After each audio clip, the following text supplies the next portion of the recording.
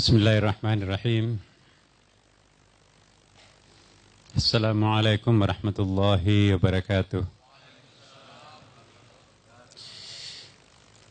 Alhamdulillah. Alhamdulillahilladzi ja'ala al-ilma taharatan lin-nufus wa nuran lil-basair wa hadiyan ilal jannah. Asyhadu an la ilaha illallah wa asyhadu anna Muhammadan abduhu wa rasuluhu sahibul burhan. Allahumma shalli sallim alaihi. Hadirin hadirat, wabil khusus sahibul bait, orang tua kita yang selalu kita doakan panjang umur, selalu kita nantikan pencerahan darinya, Profesor Dr. B.J. Habibie beserta seluruh keluarga. Hadir juga di sini para senior kita, para orang tua kita, para kiai, dan para pengurus yang tidak saya sebutkan satu persatu karena waktunya cuma 15 menit. Ibu bapak sekalian, saya tadi menyiapkan sesuatu tapi mendengarkan Pak Habibie bicara dan ada tersirat sesuatu hal yang sangat dinamis untuk kita semuanya. Maka saya teringat karena pas sekarang ini juga dalam suasana nuzulul Quran. Ada hal yang jarang dibahas di dalam kitab tafsir dan jarang juga diceramahkan orang. Padahal kalau menurut hemat saya itu amat sangat penting. Mengapa sosok Jibril itu menggunakan kalimat perintahnya itu 3 kali? Iqra. Tidak mungkin sosok seperti Jibril redundance. Redundance itu mubazir. Pasti setiap titik komanya itu punya makna. Rasulullah sendiri juga seperti bingung pada waktu itu. Sampai dikatakan ma'ana biqari. Iqra. Kata Jibril, kata Rasulullah, ma'ana biqari. Secara ilmu semantik Bapak Ibu sekalian, qara'ah suatu kosakata yang tidak familiar di bangsa Arab pada waktu itu. Karena qara'a itu padanannya dengan katabah. Qara'a itu artinya membaca kitab suci, sementara dunia Arab tidak pernah turun kitab suci. Yang ditunggu-tunggu mungkin utlu, talayatlu utlu, bacalah. Pembaca syair kan orang-orang Arab itu. Kalau qara'a itu pembaca kitab suci, iqra'. Jadi Jibril mengatakan pertama iqra, ma'ana biqari. Jadi ini mohon maaf ya, rasanya tidak bisa diterjemahkan bahwa Nabi Muhammad itu buta huruf hanya karena memahami iqra dan diartikan ma'ana biqari. Apa kita bangga dipimpin oleh seorang Nabi buta huruf? Orang super cerdas seperti itu masa membaca saja nggak bisa. Hanya karena kita membaca qaraah itu dalam perspektif modern sekarang ini. Padahal qaraah pada masa Nabi itu adalah suatu bahasa Arab yang tidak familiar bagi orang Arab itu sendiri. Kecuali kata talayatlu, membaca. Palestina itu tempatnya orang membaca kitab suci. Karena hampir semua kitab suci di situ turunnya. Tidak pernah ada kitab suci turun di Jazirah Arab. Makanya itu Nabi pun mengatakan, saya bukan bangsa pembaca kitab sebetulnya. Iqra' bacalah. Ma'ana biqari, iqra' bacalah. Ma'ana biqari, iqra' bacalah. Baru yang keempatnya, iqra' bismi rabbikal ladzi khalaq. Dalam satu tafsir Isyari disebutkan bahwa ternyata iqra' pertama itu artinya how to read. Iqra' yang kedua, how to learn. Iqra' yang ketiga adalah how to understand. Dan yang keempat, Iqra' bismi rabbik, how to meditate. Jadi kalau kita baca Quran, kejar target sudah berapa juz? Sudah 5 juz, sudah 10 juz. Itu Iqra' pertama. Ingat Jibril memerintahkan bukan hanya Iqra' 1 kali. Kita diminta Iqra' yang kedua, seperti yang disampaikan Prof. Habibie tadi. Iqra' yang kedua ini adalah how to understand. Atau how to learn. Jadi bagaimana mendalami. Membaca ayat. Ya. Ini juga yang perlu kita clearkan bahwa umat Islam kita, ustadz kita seringkali mengatakan, Iqra, bacalah Al-Quran. Padahal Quran belum ada waktu itu. Jadi yang perlu dibaca dalam sigat, dalam ilmu balaghah ya, atau ilmu bahasa Arab, apabila ada fi'il amr tanpa maf'ul, apabila ada kalimat perintah tanpa objek, itu yufidul am.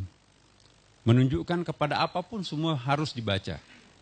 Dan yang tentu harus dibaca adalah ayat. Ma ma'nal ayat? Ayat ialah segala sesuatu selain Tuhan itu adalah ayat. Alam raya ini adalah ayat. Sanurihim ayatina fil afaki wa fi anfusihim. Diri kita juga ayat. Jadi semuanya ayat. Nah, Pak Habibie memberikan warning terhadap kita agar kita tidak hanya mampu membaca dalam pengertian how to read and how to learn ya, tapi juga bagaimana lebih melibatkan lagi tingkatan kesadaran berikutnya, how to understand. Iqra yang ketiga itu ada keterlibatan tidak hanya intelektual tapi juga emosional. Ini Iqra yang ketiga. Iqra yang ketiga itu how to understand, jadi lebih mendalam lagi. Ya, ada keterlibatan emosi di situ itu. Contohnya kita melihat, ini banyak foto-foto, kita melihat ibunda kita, Ibunda Ainun Habibie di situ. Di antara sekian banyak foto, kenapa kita terpanah melihat foto ibunda kita di sini? Itu karena ada Iqra ketiga di situ itu. Semenjak beliau pergi, tidak ada lagi air mata yang tumpah mendoakan aku. Demikian kata anaknya. Kita melihat pohon-pohon di depan kita, pohon kelapa misalnya. Yang menanam adalah bapak saya. Tidak sempat menikmati buahnya. Sayalah yang menikmati buahnya. Begitu dia melihat pohon kelapa itu, dia terharu dan dia terkesan bahwa di balik buah yang enak ini ada keringat yang pernah mengucur. Itu Iqra yang ketiga. IJMI harus mensponsori sebuah sekarang kan lagi era revolusi mental. Mustahil ada revolusi mental tanpa ada perubahan metodologi atau epistemologi. Makanya itu perlu Iqra. Ya, apa yang disampaikan Pak Habibie itu sangat, itu kalau di dalam ilmu bahasa Arab atau ilmu tafsir itu perlu disyarah itu.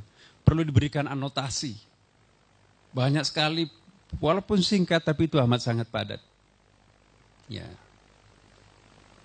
Jadi Iqra yang ketiga itu adalah melibatkan bukan hanya intelektual kita, tapi juga emosionalitas kita. Nah ini yang kurang dalam umat Islam ini. Bisanya hanya sampai di Iqra yang kedua.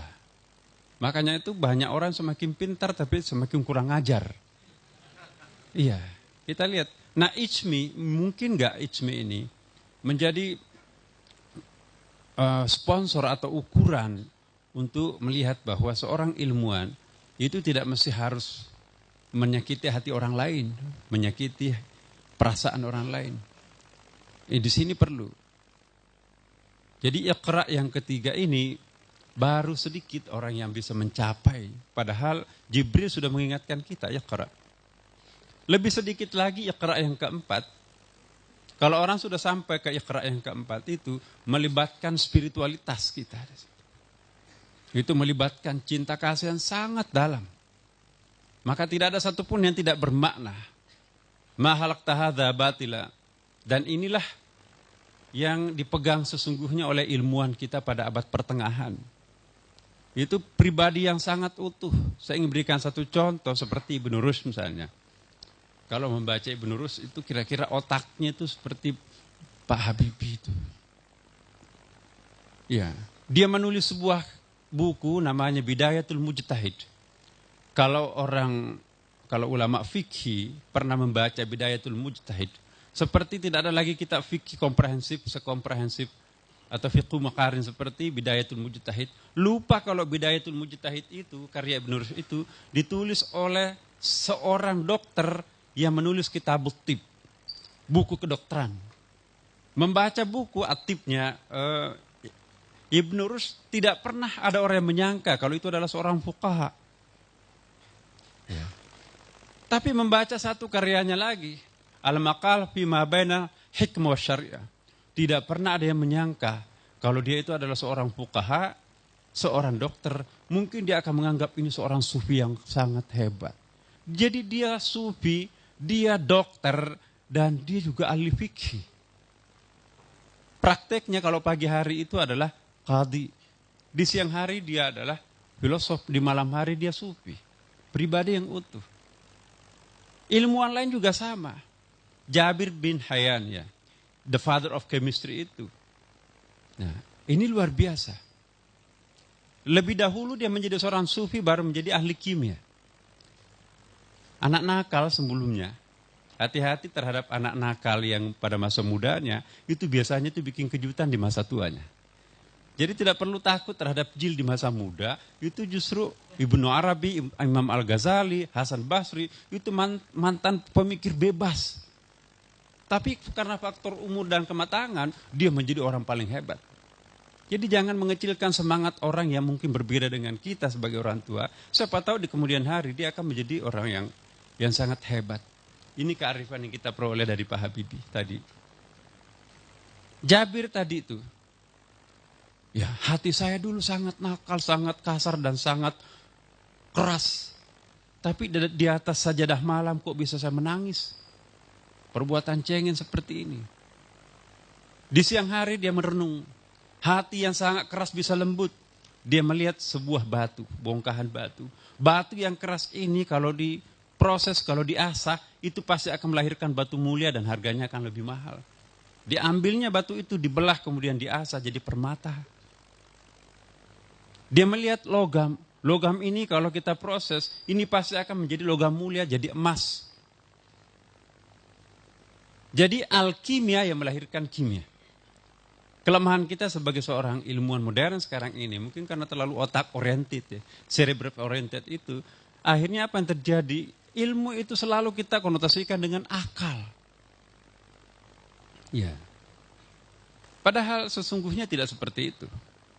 Wilayah kita itu ada divine knowledge di sini.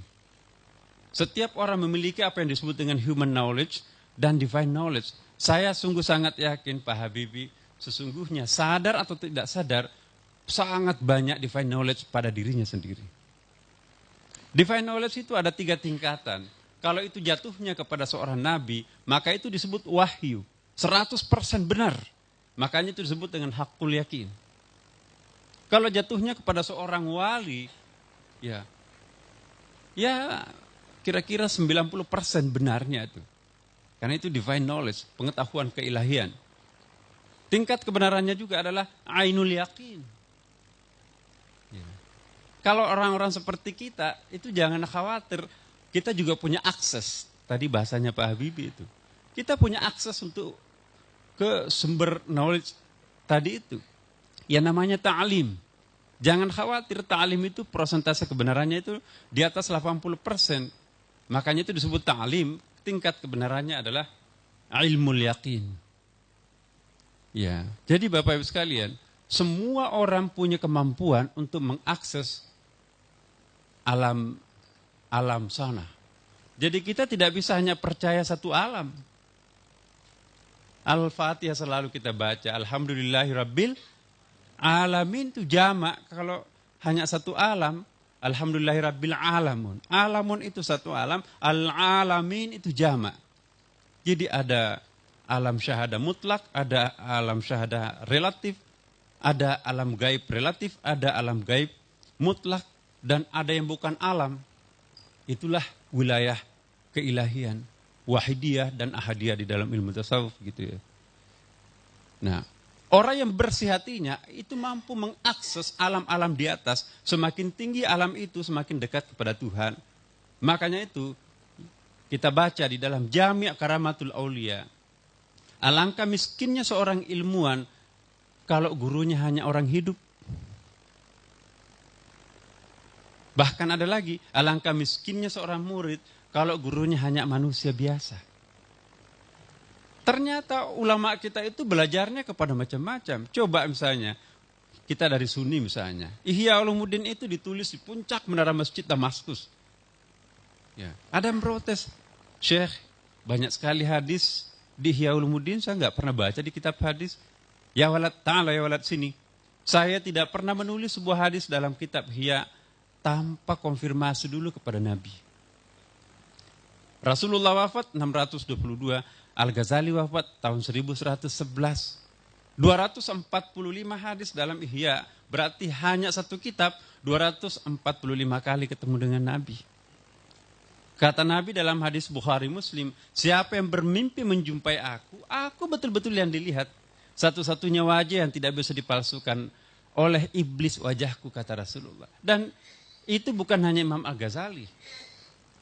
Ya, di dalam Jami' Karamatul Aulia itu ada 459 wali di situ. Tidak ada wali Songo, saya lihat, nggak tahu kenapa.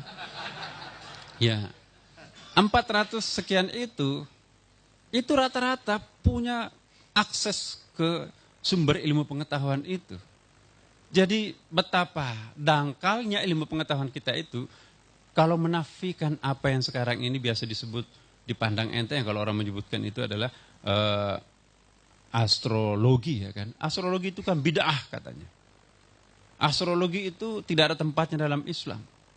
Padahal justru kalau kita lihat di dalam, ada 27 ilmuwan terkemuka pada abad pertengahan itu mengakui astrologi. Cuman astrologi mereka tidak seperti astrologi Cina. Itu memang syirik. Tidak seperti astrologi Eropa, Romawi, ya kan. Tidak juga seperti astrologinya India. Astrologi Islam itu tidak lain adalah mukasyafah itu sendiri. Kita tahu mukasyafah, kalau orang bersih hatinya, itu mampu memantulkan cahaya dari yang maha bercahaya di atas. Jadi sumber ilmu pengetahuan dalam Islam itu ada 6, sementara Barat itu hanya akumulasi deduktif keilmuan itu. Kita percaya mimpi sebagai ilmu pengetahuan, sumber ilmu pengetahuan. Kalau tidak percaya terhadap mimpi sebagai sumber ilmu, berarti sebagian ajaran Islam itu hilang. Wajib hukumnya menyembelih binatang pada saat Idul Adha, itu dasarnya mimpi. Iya. Inni arafil manami atbahu kafandur, madza tara, saya melihat engkau dalam mimpi, aku menyembelih engkau. Kalau menolak mimpi, ya ajaran Islam sebagian itu hilang. Dalam Islam itu ada 5 tingkatan mimpi, Bapak Ibu sekalian. Dalam Al-Quran. Ada yang disebut dengan al-hilm. Anak-anak remaja yang bermimpi bahasa itu, bahasa Arabnya mimpi bahasa hilmun. Ya. Ada lagi manamat.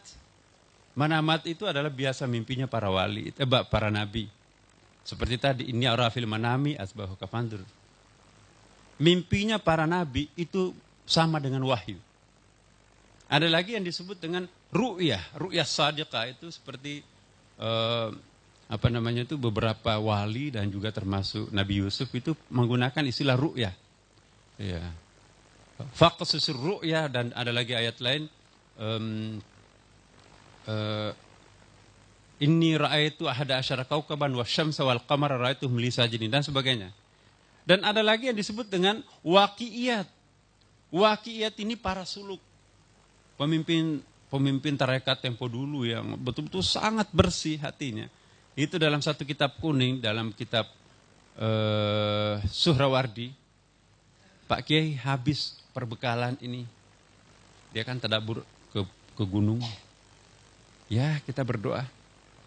Antara tidur dan tidak tidur, dia diperlihatkan, pergilah ke bawah pohon situ, di bawah batu itu ada, Anda gali, di situ ada bungkusan, di bungkusan itu ada jubah warna hijau. Hati-hati karena di dalam kantongnya itu ada keping-keping emas. Santrinya pergi gali, benar ada. Ini waqi'iyat. Kalau ini kebetulan, itu hanya 1, 2, 3. Kalau ribuan itu pasti bukan kebetulan. Nah, ini kalau ini ditiadakan berarti besar sekali kerugian umat Islam. Nah, karena itu mungkin Bapak Ibu sekalian, kita itu menuntut ilmu itu terlalu otak oriented itu. Akhirnya kita lihat sekarang ini, apa yang terjadi? Divine knowledge itu tidak diminati orang. Padahal diakui atau tidak, pengetahuan yang cerdas tiba-tiba muncul dalam benak kita, itu bukan punya kita, itu punya Tuhan. Ada 2 macam pengetahuan. Ada melalui olah nalar, bahasa Arabnya ilmun. Ada olah batin, bahasa Arabnya ma'rifah. Ilmu itu sedikit. Wa ma'utitu minal ilmi la qalil. Tapi hikmah itu dahsyat luar biasa. Yu'tal hikmata man yasha' wa may yu'tal hikmata faqad utiya khairan katsiran. Unlimited tanpa batas. Bapak Ibu sekalian, terakhir ya, saya ingin menyimpulkan sudah saatnya ijmi. Ya, kita mempromosikan suatu metodologi keilmuan yang bisa mengeksplor kembali nilai-nilai leluhur kita, nilai-nilai Quran itu sendiri. Ya, seperti tadi. Terlalu banyak kerugian kita kalau kita menafikan sumber-sumber ilmu pengetahuan tadi, termasuk intuisi. Intuisi yang dipelihara itu akan sangat tajam, istafti qalbah. Mintalah pandangan terhadap hatinya.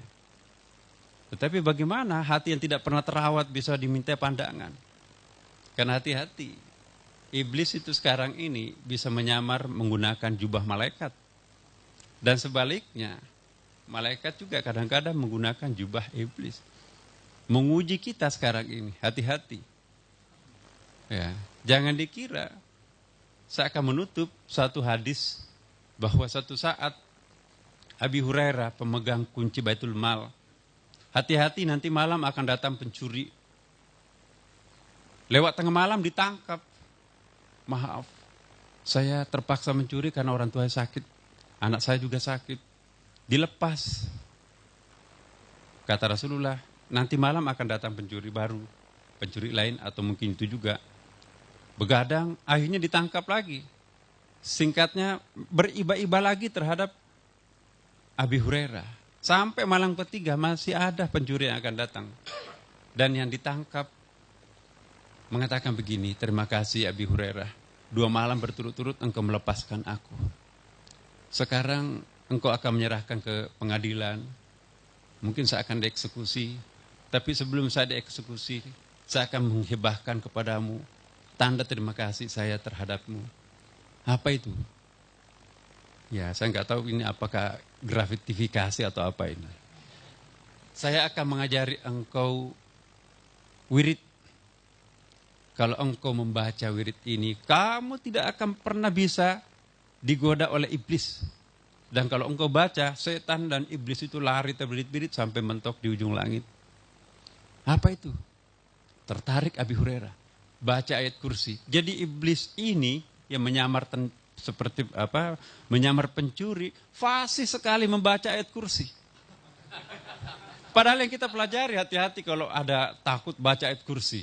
Justru iblis itu fasih membaca ayat kursi. Nah sekarang ini susah membedakan mana iblis, mana malaikat. Bapak Ibu sekalian. Demikian, Assalamualaikum warahmatullahi wabarakatuh.